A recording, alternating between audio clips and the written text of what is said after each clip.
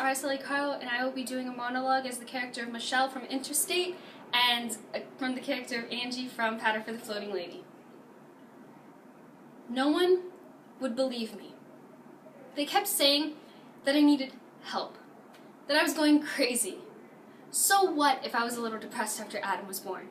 That doesn't mean I would ever want to hurt him. He was just crying and crying, and I couldn't get him to stop, Jack. I couldn't get him to stop. His screams were echoing through the house. And before I knew it, I was in the nursery, shaking him. And he slipped. I dropped him, Jack. Can you imagine that? Dropping your son? I saw his whole life flash before my eyes as he fell, or the life he was losing. And I was powerless to stop it. I was frozen. But you want to know the worst part? As he fell, there was a part of me that felt relieved. Like this huge weight just came off my shoulders as he fell. Then he hit the ground and I snapped out of it. Adam only had a broken wrist, but otherwise seemed okay. My parents didn't care. It was the last straw, they said. But I didn't need to go to a mental hospital. I needed to get away from the person I'd become. Start fresh. You understand that, don't you?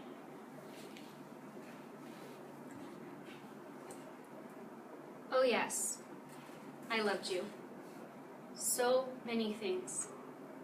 Safety, words exchanged, letters. I would cough and the phone would ring, and it would be you asking if I was all right. When I made spaghetti for you, you were so grateful. Nobody could have made it better. When we went to the restaurant and that lady flirted with you, right there in front of her, you laced your fingers through mine, showing her who you loved. The most powerful was the tennis shoe.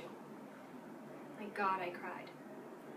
After our weekend in the tropics, where we collapsed, ended, a month later, not having spoken, you sent me a tennis shoe. Stared at it for weeks, not knowing why you sent it. And one morning, not knowing why, barefoot, I slipped my foot into it. Sand. Grains of sand from thousands of miles away, each one the size of a memory. I'll love you forever for that moment. I cried. I cried for us. But what you didn't understand when we ended was that I would be back. That if you let me live my life, I would be yours forever. But everything you said, and everything you did, every touch at night, every word exchange had this sentence attached. Maybe now she'll love me. And that made you weak. And if I'm not going to love somebody strong, then why should I love anyone at all?